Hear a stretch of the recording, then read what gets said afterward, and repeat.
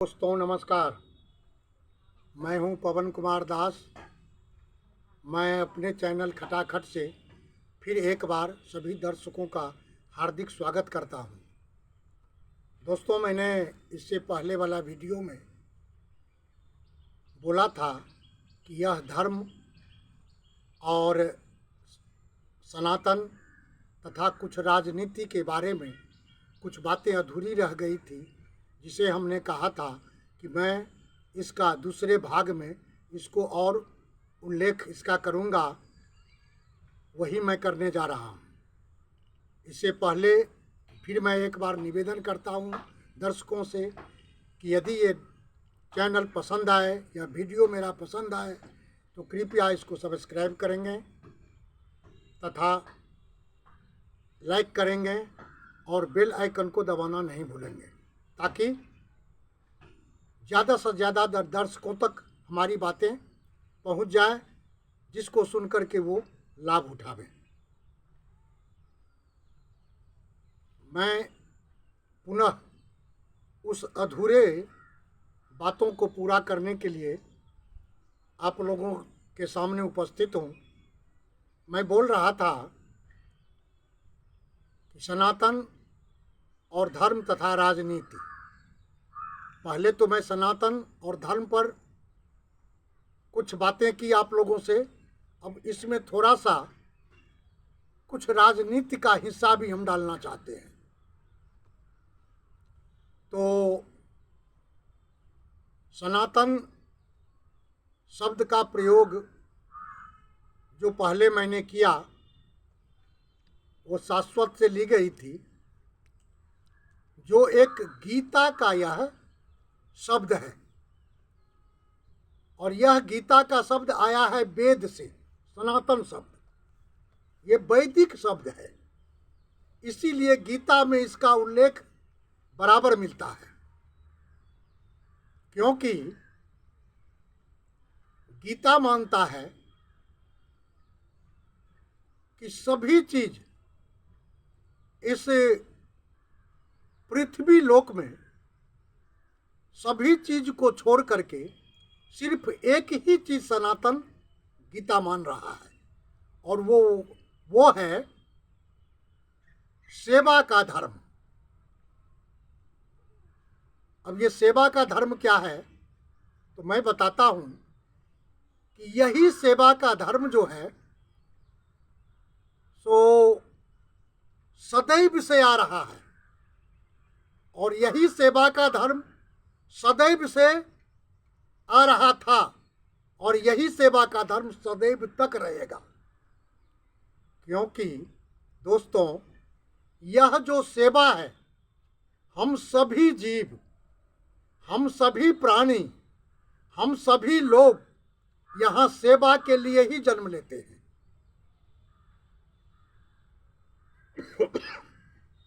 और जैसे किसी पशु का जन्म होता है तो वो अपने जो पशु इंसान का जो है सेवा करता है, क्योंकि पशु के द्वारा बहुत चीज हमें प्राप्त होता है जो इंसान के लिए है, आदमी के लिए होता है। वो हमें खेत में हल चलाने में मदद करता है, जिस खेत को हम माने अन्न उपजा के खाते हैं तथा जीवन जीते हैं। वो पशु से हमें दूध, दही, मक्खन, मलाई इत्यादि प्राप्त होता है, जिसको हम खाते हैं। अतः वो हमारा सेवा कर रहा है। उसी प्रकार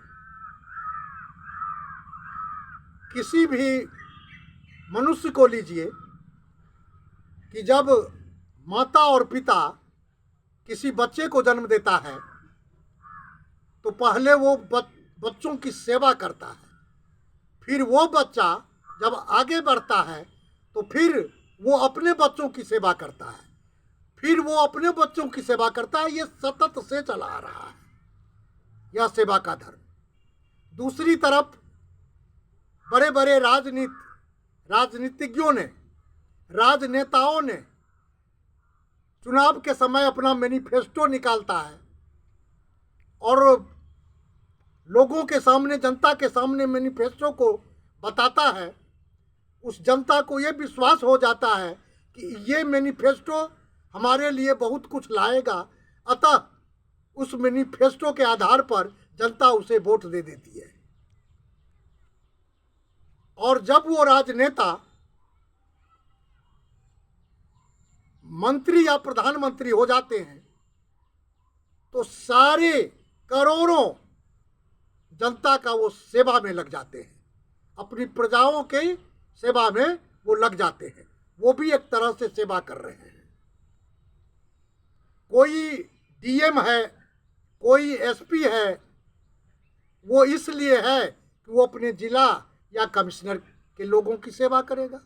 एक शिक्षक है तो वो इसलिए है कि सारे छात्र और विद्यार्थियों का सेवा करेगा। तो इसलिए मैंने कहा कि सभी सेवा में ही लगे हुए रहते हैं और यही सेवा परम धर्म है और यही सेवा का धर्म ही शाश्वत है और सनातन है। अब मैं दूसरी तरफ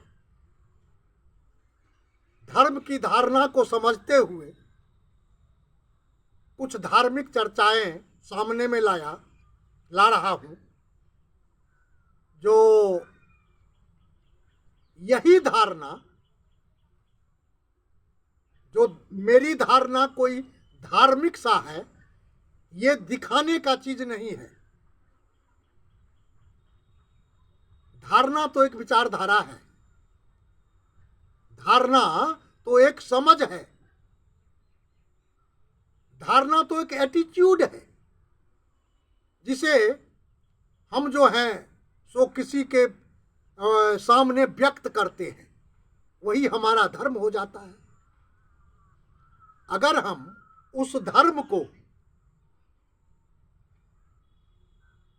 माने पूरे अपने स्वार्थ के लिए उपयोग करें तो हमारा धर्म धर्म नहीं कहलाएगा। जिस प्रकार से हम लोग देख रहे हैं कि इस देश में अपने सत्ता की स्वार्थ के लिए धर्म को भजाया गया है। वो आज से नहीं, ये आज की बात नहीं है, बल्कि यह कई साल पुरानी बात है। उस समय की बात है जब 6 दिसंबर 1992 ईस्वी को बहुत कारसेवकों ने मस्जिद पर हमला करके मस्जिद को तोड़ दिया गया था। उसी समय से ये धर्म की राजनीति चल रही है और राम की राजनीति हो रही है। बीच में गौन था, फिर जब जब इलेक्शन का मुद्दा आता है तब तब वो जोर पकड़ लेता है। इस बार भी वही जोर इतने जोरों से पकड़ा, आंधी की तरह चली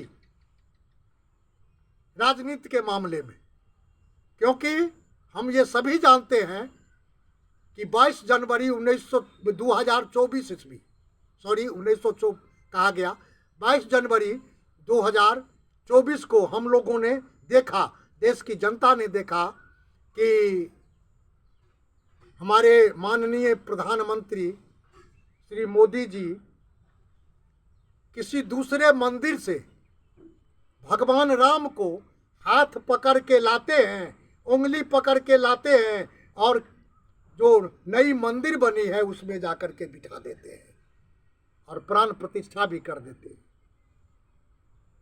जरा सोचने की बात है, कितनी बड़ी गलती है जो जिस भगवान ने, जिस प्रभु राम ने ये सृष्टि की उत्पत्ति की, इस सृष्टि को जन्म दिया, उसके साथ हम लोगों को भी जन्म दिया तथा उन्हें भी वही जन्म दिया, यानी वो पिता हैं, वो पितामह हैं, और हम पिता हो करके उनको पुत्र मान करके उंगली पकड़ के हम ले जा रहे हैं।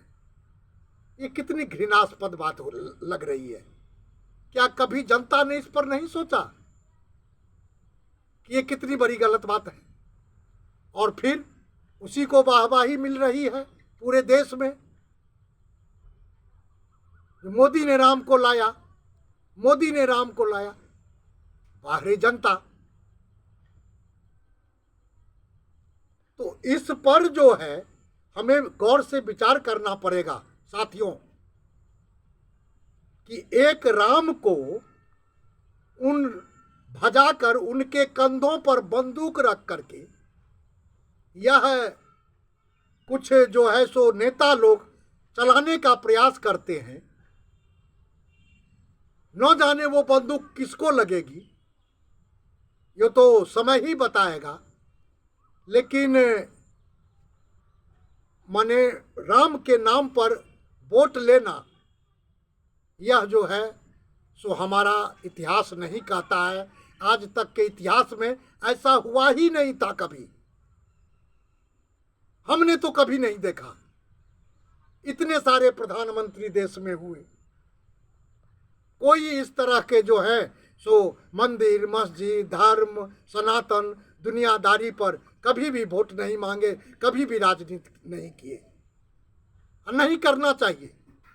क्योंकि दोस्तों ये प्रजातंत्र देश है, और प्रजातांत्रिक देश में जो हमारा कुछ देश का और इस देश को चलाने का कुछ नियम बना हुआ है, जिसे हम संविधान कहते हैं, उस संविधान में स्पष्ट लिखा हुआ है यह भारत देश धर्मनिरपेक्ष देश है। इसमें कोई भी व्यक्ति, कोई भी नेता, कोई भी आदमी धर्म, मंदिर, मस्जिद, इसके नाम पर कोई वोट नहीं मांग सकता, और न इसके नाम पर कोई राजनीति ही कर सकता है।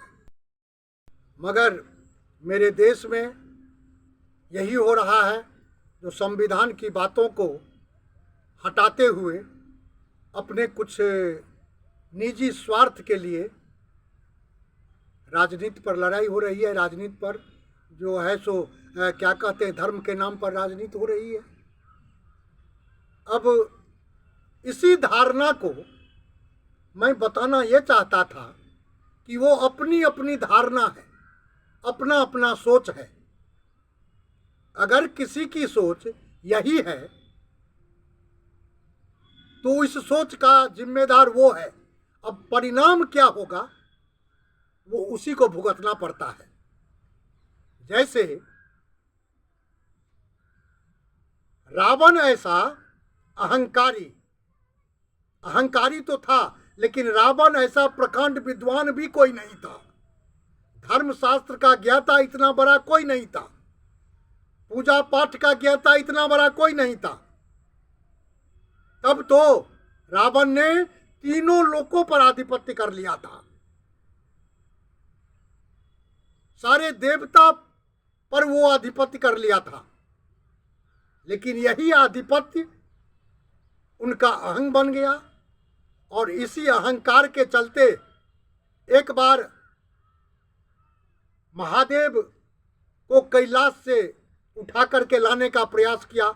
महादेव भी साथ आ गए। महादेव जब जा रहे थे उनके साथ, तो रास्ते में हमारे सच्चिदानंद स्वरूप परमेश्वर ने एक माया दे दिया, और रास्ते में ही उसने लिंग को रखा, वहीं महादेव स्थापित हो गए। ये खाली हाथ कैलाश को लौट गए, और उसी महादेव ने इन्हें राम के रूप में ला करके खड़ा कर दिया, और राम के हाथों इनकी मृत्यु हो गई, इनका विनाश हुआ। यानी वो अहंग का विनाश करना चाहते थे, और अहंग को ये देखना नहीं चाहते हैं। अहंकारियों का विनाश इनका जो है सो धर्म के लिए, जो है धर्म को बचाने के लिए सतत से होता आ रहा है। वही राम यहाँ भी हैं जिनको इन्होंने लाया। इसीलिए मैं तो ये नहीं कह सकता कि आगे क्या होगा, मगर इतना तो जरूर है कि वो सब कुछ समझते हैं। राम अंतर्यामी है, किसके हृदय में धर्म है, और कौन दिखावा कर रहा है और कौन पाखंड कर रहा है, वो सारे चीज देखते हैं। अब परिणाम क्या होगा वो तो समय ही बताएगा। परंतु इतना तो जरूर है कि धर्म कोई जन्म से लेके नहीं आता जिस पर राजनीति की जाए। धर्म ये जन्मजात नहीं है, क्योंकि गीता कहता है कि जन्म ना जायते शूद्र कर्म ना जायते द्विज। यानी जन्म से सभी शूद्र ही रहते हैं। शूद्र का यहाँ मतलब है अनजान, अनभिज्ञ, गवार। उनको कोई समझ नहीं होता कि हम जो जन्म लिए हैं वो किस धर्म में जन्म लिए या किस जाति में जन्म लिए। तो जन्म ना जायते शूद्र, सिर्फ कर्म ना जायते द्विज। वो कर्म जो है इसको बताता है कि जिस प्रकार का जो कर्म करता है उसी के अनुसार उसका धर्म बनता है। यानी सृष्टि के उत्पत्ति में जब सृष्टि को उत्पन्न करने लगे ब्रह्मा जी, उस समय में अनेक ऋषि मुनियों को अपने सर्वांग शरीर से जन्म दिया। किसी को मुंह से, किसी को नाक से, किसी को कान से, किसी को माथा से, किसी को हाथ से, किसी को पैर से, किसी को उंगलियों से इत्यादि। परंतु उन्होंने ये नहीं बताया कि तुम्हारा धर्म ये है और तुम्हारी जाति ये है। जब वो आगे बढ़ा सभी आदमी, तो जो भी व्यक्ति धर्म, शास्त्र, पुराण, पूजा पाठ, यज्ञ, होम इत्यादि सीख करके ये सारी बातें करने लगा तो वो ब्राह्मण कहलाया। और जो अपने क्या कहते हैं ताकत और शक्ति रखता था शरीर में, वो जो है सो अन्याय को देखना नहीं चाहता था, कोई दुश्मन उस पर आक्रमण नहीं करे, इसके लिए उसमें शक्ति आती थी, अपना शक्ति का परिचय देता था, उसको दुश्मन को भगाने का काम करता था। तो जो शक्ति का परिचय दिया, जो युद्ध किया, वो क्षत्रिय हो गया।